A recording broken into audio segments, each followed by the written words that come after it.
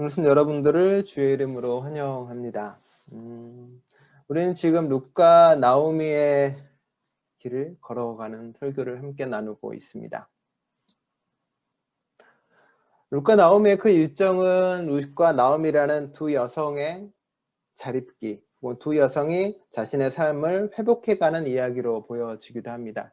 사실 좀 더 깊이 들어가면 룻과 나오미로 대표되어지는 이스라엘 사람들, 그리고 사사시대 때 고통받고 힘들었던 사람들, 사사시대 때 하나님과 완전히 멀어져서 하나님과 전혀 다른 그들의 삶을 살아가야 했던 이스라엘 공동체의 회복의 이야기이기도 합니다. 그들은 이방 땅에서 살다가 하나님의 땅 베들레헴으로 돌아오는 이야기고 그의 삶을 어떻게 회복하는가라는 이야기를 전해주고 있습니다.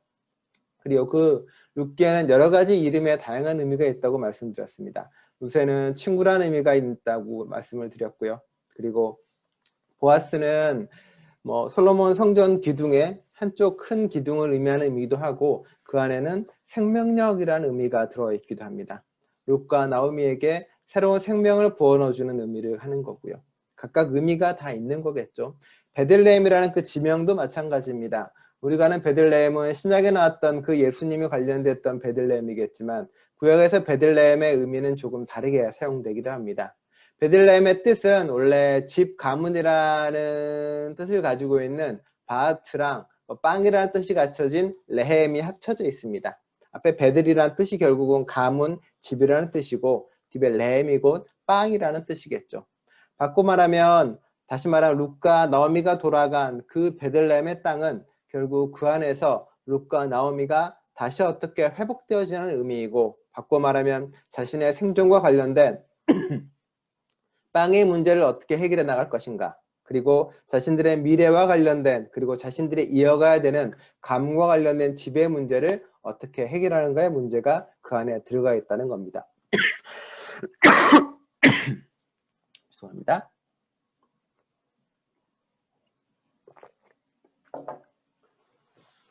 그리고 그 길에 있어서 이제 차근차근 설명해 주고 있습니다. 그들이 룻과 나오미가 자신을 어떻게 회복해 나가고 자신의 삶을 어떻게 만들어 나가는가를 통해서 우리가 가야 될 구원의 길과 그리고 하나님을 따라가는 길이 어떻게 보여주고 있는가 그리고 이스라엘 사람들은 어떻게 하나님과의 관계를 회복하는가를 그 안에 보여주고 있는 겁니다.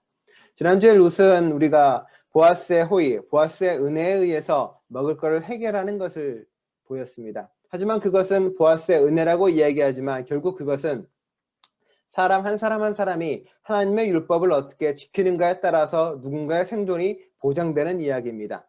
말씀드린 것처럼 밭 주변에 있는 이삭들 다 주우면 안 되는 것이고 나뭇가지에 있는 모든 포도나무를 따서도 안 되고 추수하다가 떨어뜨린 수확물도 거둬서는 안 된다라고 성경에서 이야기하고 있고 그 모든 것은 바로 이방인과 가난한 삶의 몫이라고 이야기하고 있는 겁니다. 결국 잃어버린 자들, 이방인들, 그리고 힘없는 사람들이 회복되고 돌이키는 길은 하나님의 율법, 나눔의 율법과 그리고 누군가의 은혜 속에서 이루어진다라고 고백하고 있습니다. 생존의 문제, 베들레헴에서 레헴의 문제, 빵의 문제는 결국 하나님의 율법을 어떻게 지켜나가고 그리고 어떻게 우리가 잘 이루어 나가는가가 바로 그 중요한 문제라고 이야기하고 있습니다. 그 나누어는 빵을 그 수확물을 가지고 이제 룻이 나오미에게 옵니다. 지난주에 마지막에 나왔던 이야기인데요. 나오미가 이제 그 음식을 먹습니다. 비로소 나오미는 이제 새로운 꿈을 꾸게 되고 새로운 미래에 대한 문제를 해결하려고 적극적으로 나서게 됩니다. 이 장에서는 실은 나오미는 그렇게 아무 말도 이야기하지 않습니다. 이곳에 돌아왔을 때도 나오미는 스스로 이야기하기를 자기는 마라와 같다라고 이야기합니다. 쓴물이고 이제 자기는 텅 비었고 아무것도 없다라고 고백합니다. 고향에 돌아왔지만 실은 그의 마음 가운데 나오미의 마음 가운데에서는 어떤 회복도 일어나지 않은 채 텅 빈 모습 그대로 그 자리에 머물러 있는 거였고 절망 가운데 앉아 있는 거였고 일어서지 못하는 거였겠죠. 그때 룻이 스스로 일하겠다고 나가서 일을 하고 음식을 구해옵니다. 보아스의 은혜와 룻의 은혜를 통해서 그들의 헤세드를 통해서 먹은 음식을 가지고 와서 그걸 나오미에게 주는 거죠. 나오미는 룻이 준 그 음식을 먹고 비로소 회복의 발걸음을 띄게 됩니다. 생존의 문제가 해결되고 먹을 게 문제가 해결되고 룻의 손길에 의해서 비로소 이제 한 걸음 더 뛰게 된 나오미는 룻을 위해서, 가문을 위해서 자신이 하는 일을 무엇인지 드디어 알고 깨닫게 됩니다. 먹을 거의 문제가 해결됐으니, 베들레헴에서 레헬의 문제가 해결됐으니 이제 또 다른 회복을 꿈꾸게 되고 있는 겁니다. 그건 단순히 생존의 문제가 아니라 삶의 문제를 고민하게 되는 것이고, 현재 지금 먹고 사는 문제가 아니라 미래에 대한 문제를 고민하고 있습니다. 물론 그 시대적 한계 때문에 그 당시에 유일한 해결 방법은 결국은 결혼을 해서 자식을 두는 것밖에 없다는 대단히 보수적인 해결 방법밖에 없었겠지만, 나오미는 본인이 할 수 있는 최대한의 방법을 생각하고 고안해냅니다. 그게 바로 룻을 다른 곳에 시집 보내는 것이고, 룻을 다른 사람과 결혼시키는 것이고, 바로 친족 중에 한 명과 결혼시키는 방식을 통해서입니다. 그 방식을 통해서 룻과 나오미는 자신들이 그전에 잃어버렸던 가족들, 남편들이나 혹은 시아버지나 혹은 아들이나 그 모든 것들을 회복할 기회로 삼는다라고 이야기하고 있습니다. 하나님의 땅 베들레헴에서는 가난을 먹고 사는 문제뿐만 아니라 가문의 문제도 해결할 수 있다라고 이야기하고 있고, 그 완전한 회복이고 구원이라고 이야기하고 있는 겁니다. 그 길 또한 지난주 얘기한 것처럼 율법 안에서, 하나님의 말씀 안에서 이루어집니다. 이게 바로 오늘 나누고자 하는 고엘의 전통입니다. 고엘은 사사시대 동안 이스라엘 사람들이 다 잊어버렸던 전통입니다. 사사시대 동안 그 율법을 지키지 않았기 때문에 사람들이 서로가 서로에 대한 의무를 다하지 않았기 때문에 무너져버린 것이고, 그리고 그것 때문에 공동체는 깨어지고 나눠질 수밖에 없었습니다. 지난주에 이제 음식을 추수할 때 남기는 걸 넘어서서 이것은 좀 더 적극적인 방식의 구원의 방식이고, 적극적인 방식의 도움과 그리고 실천의 방식입니다. 고엘 제도는 종종 어떻게 알려져 있냐면은 사람들이 알고 있는 상식은 그 정도입니다. 가족관이 있는데 자기 형님이나 동생이 죽으면 그의 아내를 가족 중에 한 명이 책임지는 방식입니다. 형수를 책임진다던가 제수씨를 누군가가 책임지는 방식인 거죠. 그 방식이 대단히 야만적으로 보일 수는 있습니다. 하지만 그 당시에 여성의 생존권이 보장되지 않고 재산권도 보장되지 않는 상황 속에서 누군가의 재산과 권리를 지켜주기 위한 유일한 방식이기도 합니다. 그 고엘의 방식은 그렇게 서로 간의 재산과 권리를 보장해주는 방식으로, 한 축이 바로 그렇게 시형제 취투제라 그러는 건데, 그렇게 형제의 아내를 취함으로써 재산을 보존하고 그 사람의 권리를 지켜주는 방식으로 이어져 오는 게 한 축이기도 합니다. 고엘에는 여러 가지 제도가 있습니다. 성경에 나오는요. 그 중에 하나하나 제도는 첫 번째 뭐냐면은, 사람이 가난하여 땅을 팔았을 경우에 그 땅값을 물어주고 그 땅을 다시 되찾아주는 것이 고엘의 방식입니다. 무슨 말이냐면, 내 친척이 너무 가난해서 땅을 팔았습니다. 그러면은 누군가 그렇게 했다면 그의 가족이나 친척 중에 누군가가 다시 그 땅값을 물어주고 그 판 사람에게 사서 자신의 친족에게 돌려줘야 되는 겁니다. 이게 무슨 말도 안 되는 법이냐라고 이야기하겠지만, 이게 고엘이라는 사람이 지켜야 되는 책임이라는 겁니다. 결국 뭐라면, 자신의 친족이 누군가가 가난에 빠져서, 그리고 땅이 없어서, 만약 땅을 팔았다는 거는 그 사람의 현재 가난뿐만이 아니라 미래도 가난이 이어질 거란 이야기거든요. 그러니까 그것을 끊어내는 겁니다. 그러니까 희년이 50년마다 있는 거라면 이것은 그 당시에 바로 그곳에서 벌어져야 되는 사건이라는 겁니다.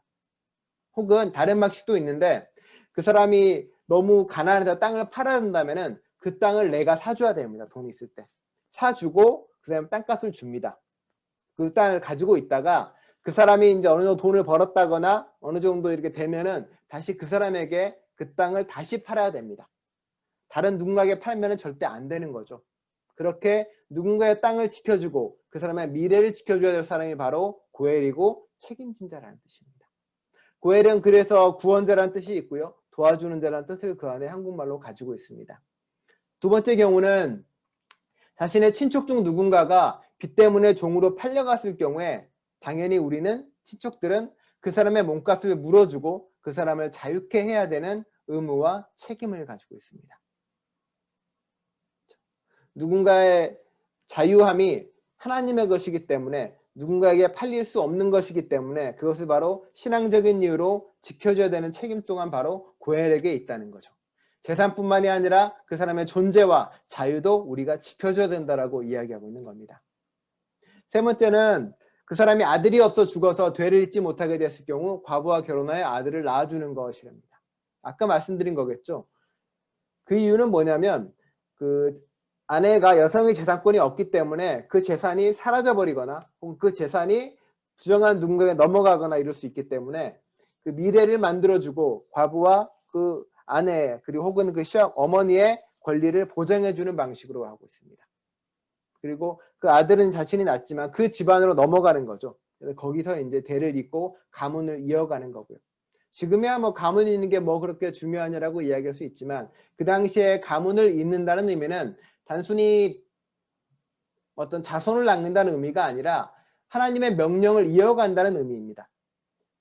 생육하고 번성하라는 하나님의 명령이 절대적인 것이기 때문에 아들을 낳고 이어간다는 것은 내가 하나님을 따르는 자로 그리고 하나님을 믿는 사람으로서 당연히 신앙을 이어가는 느낌으로 바로 이어가고 있는 율법인 거겠죠. 그 다음 뭐가 있냐면 누군가가 사람이 죽었을 때 그 살인자를 죽여서 원한을 갚아주는 것 또한 고엘된 자의 의무이기도 합니다. 뭐 눈에는 눈, 이에는 이라는 의미도 있겠지만 바꿔 말하면 죽은 자 대신 그 사람이 억울한 죽음을 당했다면 그 사람의 정의를 내가 실현해주고 그 정의를 내가 이루는 것도 바로 거기에 포함되어 있다는 겁니다. 사실은 이 친족은 대단히 범위가 좁았습니다. 그 당시에도 뭐 가족 간일 수도 있고요. 넓어야 사촌 정도의 범위에서 그 고엘이 이루어져야 됐습니다. 하지만 사사시대에는 이 모든 게 다 깨어져 버린 상태입니다.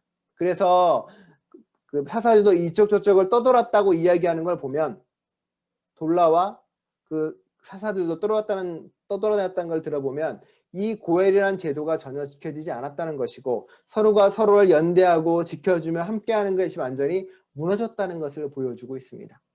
룻과 나오미는 자신의 권리를 찾기 위해서 그리고 무너져버린 하나님의 율법을 다시 회복시키는 길을 들어섰다는 겁니다.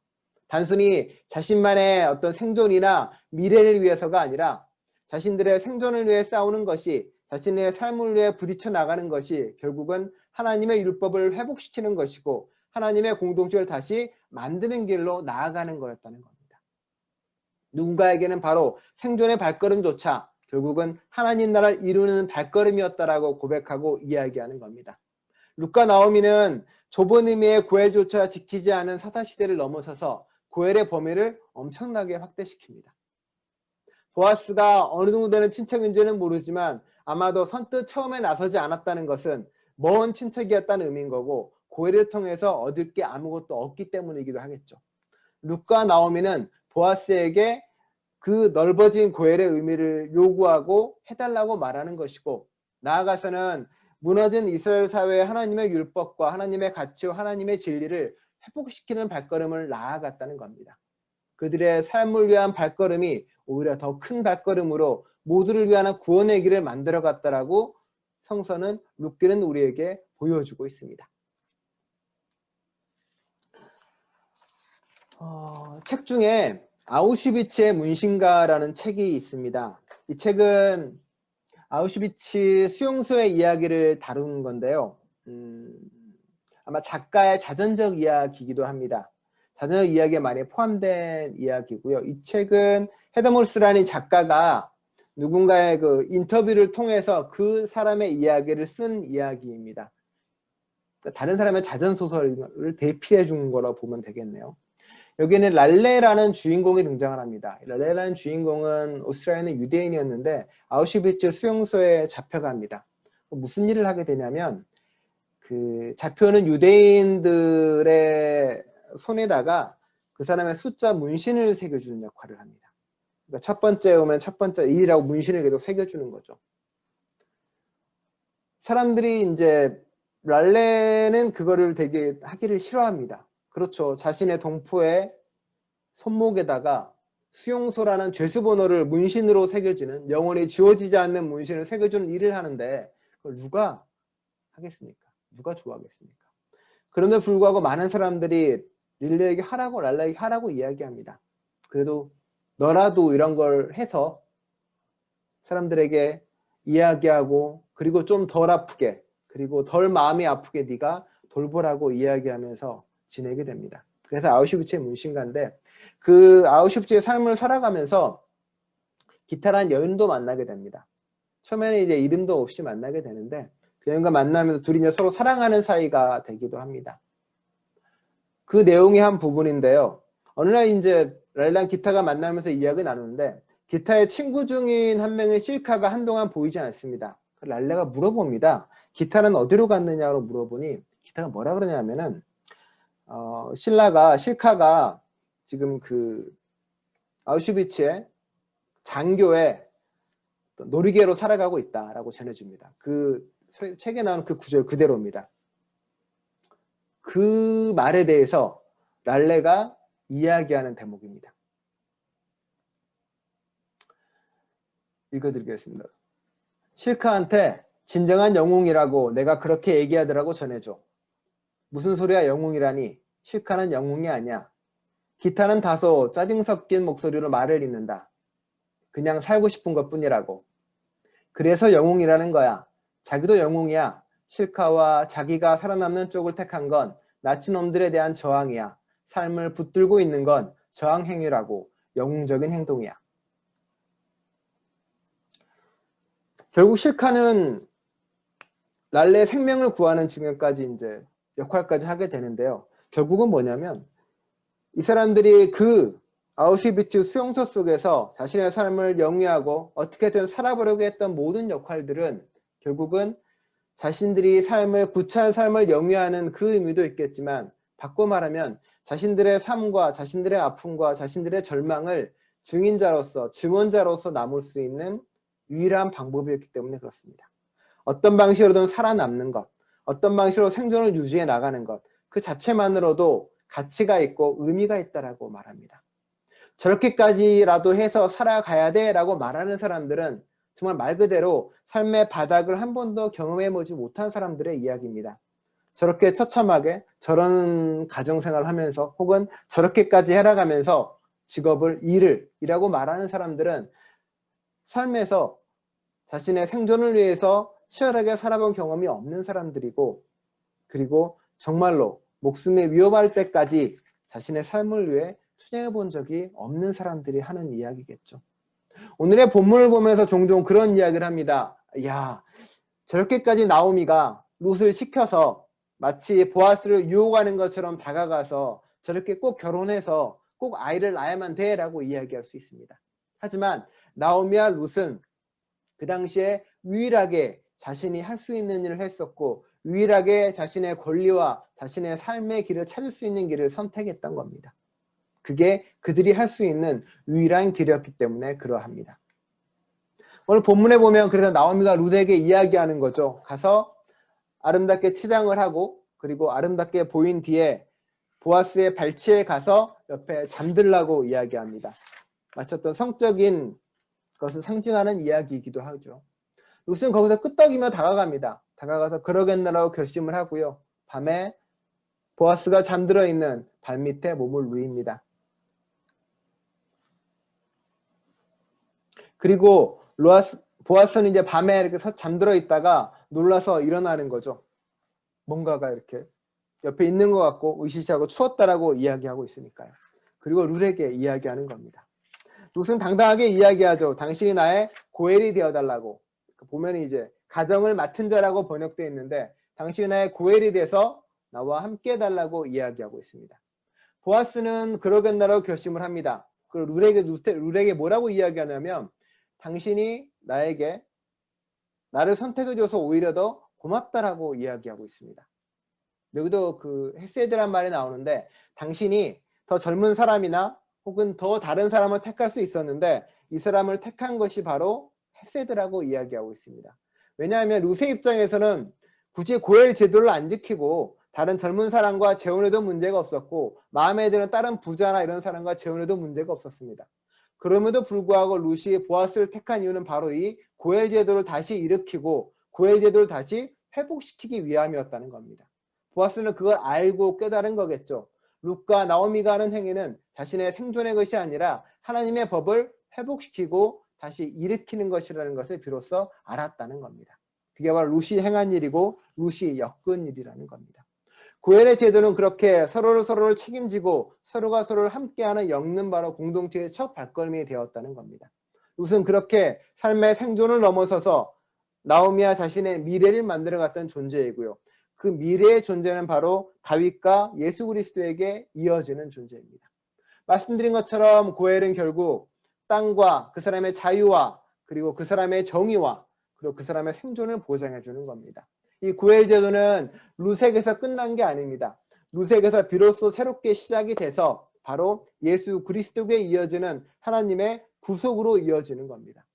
구속이라는 단어가 되게 부정적으로 들릴 수가 있는데 그 단어의 어감 때문에 이 구속이라는 단어는 결국 고엘이라는 단어랑 같은 의미를 가지고 있습니다. 즉 예수 그리스도가 예수님이 우리가 우리의 미래와 우리의 자유와 그리고 우리의 재산의 문제, 우리의 생명의 문제 이 모든 것들을 대신해서 갚아주고 물어주고 그리고 우리와 함께한다는 고백이 바로 그 안에 들어가 있다는 겁니다.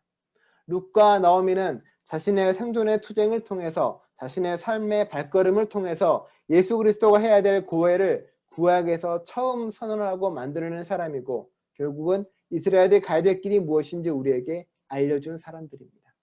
바꾸라면 오늘날 우리에게도 마찬가지입니다. 우리가 해야 될 것은 어쩌면 우리가 걸어가야 될 것은 서로가 서로에게 고엘이 되는 길이고 서로가 서로에게 구원자가 되는 길입니다. 지난주에 말한 것처럼 내가 나의 땅에서 그리고 나의 삶의 영역에서 내가 다 추수하지 않고 남겨둬야 될 것이 무엇인지 고민해야 하는 것처럼 우리가 그리스도인으로 끊임없이 고민하고 실험해야 되는 것이 뭐냐면 내가 구원자로서 다른 사람들에게 무엇을 하고 있는가에 대한 질문을 끊임없이 던져야 됩니다. 우리는 고엘로서 이 땅에 부름받은 사람입니다. 내가 내 옆에 있는 누군가의 구원자로서 삶을 살아야 되는 것이고 또 더 깊이 나가면 단순히 사람뿐만이 아니라 내가 살아있는 동물들, 살아있는 식물들, 살아있는 모든 생명의 고엘로서 내가 무엇을 해야 되는가 고민해야 되는 겁니다. 우리는 멸종되어가는 생명을 멸종되어가는 종들의 종을 계속 이어나가야 될 책임을 또한 가지고 있는 거고 멸종되어가는 생물들의 멸종되어가는 어떤 동물들의 그들의 정의를 이루어야 할 책임도 우리 안에 있다라고 고백하고 있습니다. 그리고 이 땅에서 자신들의 소유가 없어서 그리고 자신들의 물질적인 빚 때문에 자신의 자유를 잃어버리고 자신의 소유를 잃어버린 사람들에게 고엘로서 우리가 무엇을 해야 되는지 고민하고 씨름해야 된다는 겁니다. 단순히 사회적인 문제나 사회적인 책임뿐만이 아니라 내 옆에 있는 사람에게도 마찬가지겠죠.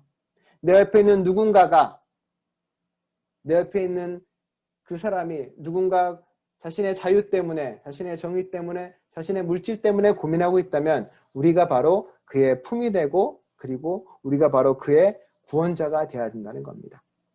보아스는 룻을 처음 만났을 때 뭐라고 이야기하냐면 하나님의 은혜가 당신 안에 있기를 빕니다라고 말하면서 하나님의 품으로 온 당신이 하나님의 은혜가 있을 것입니다라고 이야기하고 있습니다. 그러니까 룻이 이날 밤에 그 보아스에게 뭐라면 당신의 품으로 나를 거두어 달라고 말합니다. 바꿔 말하면 뭐냐면 하나님의 품이라고 말만 하지 말고 당신이 하나님의 품이 되어야 되고 당신이 하나님의 은혜가 되어야 되고 당신이 하나님의 손이 되달라고 이야기하고 요구하고 있다는 겁니다. 그래서 보아스는 비로소 그때 결단을 하게 되는 거겠죠. 내가 하나님의 품이 되어야 되고 내가 하나님의 손이 되어야 되고 내가 하나님의 날개가 되어야 된다고요. 우리는 다른 사람에게 그냥 입으로 하나님의 은혜가 하나님의 복이 하나님의 손길이 한대한다고 축복합니다. 하지만 우리가 진짜 해야 될 일은 내 옆에 있는 누군가에게 하나님의 품이 되어야 되고 그리고 하나님의 손길이 되어야 된다는 겁니다. 멀리 찾지 마시고 바로 옆에 있는 사람도 괜찮습니다. 코로나 블루로 우울해하고 있는 우리 가족 구성원에도 할 수 있는 거고요. 코로나 여러 힘겨움 때문에 기댈 데 없는 사람들에게도 품이 되어주는 것. 그게 바로 그리스도인으로서 고엘자로서 우리가 해야 될 일입니다. 그런 길을 걸어가는 저와 여러분 될 수 있기를 간절히 축원합니다. 기도하겠습니다. 하나님, 보아스는 자신이 하나님의 품이 되어야 한다는 사실을 깨닫지 못합니다. 룻이 당당히 나와 보아스에게 요구하고 말을 할 때 비로소 그는 깨닫게 됩니다. 입으로만 저는 하나님의 품이 아니라 자기 스스로가 하나님의 품이 되어야 되고 자기 스스로가 그러한 존재가 되어야 된다고요. 룻은 자신의 곡식으로 나오미를 일으켰고 나오미는 다시 자신의 발걸음으로 새로운 미래를 만들어 갑니다. 서로가 서로에게 은혜가 되고 서로가 서로에게 구원자가 되어 그들의 삶은 이스라엘을 구원하는 길을 알려주고 우리가 살아야 할 길을 보여줍니다. 그리고 그런 구원자의 삶이 구원의 삶이 바로 예수 그리스도의 삶으로 이어지고 있습니다. 그 삶은 또 우리에게 연결됩니다. 그런 저희가 될 수 있도록 함께하여 주옵소서. 예수 그리스도의 이름으로 기도드립니다.